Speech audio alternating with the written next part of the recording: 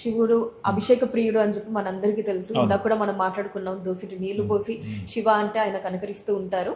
So మరి ఈ రోజు ఎటువంటి ద్రవ్యాలతోటి శివునికి అభిషేకం చేస్తే ఎటువంటి ఫలితాలు ఉంటాయి? తప్పకుండా అండి. కేవలం మహాశివరాత్రి రోజే కాకుండా ప్రతిరోజు కూడా శివుడిని అభిషేకపుడిగా చెప్తుంటాం. భోలా శంకటక ఇందాక చెప్పుకున్నాం కదండి. అందులో ఆయనకి ఇందాక మీరు అడిగారు, అన్నిటికన్నా బాగా ఇష్టమైంది ఏంటి అభిషేకంలో అంటే గంగాజలం అండి. దాన్ని మించింది లేదండి.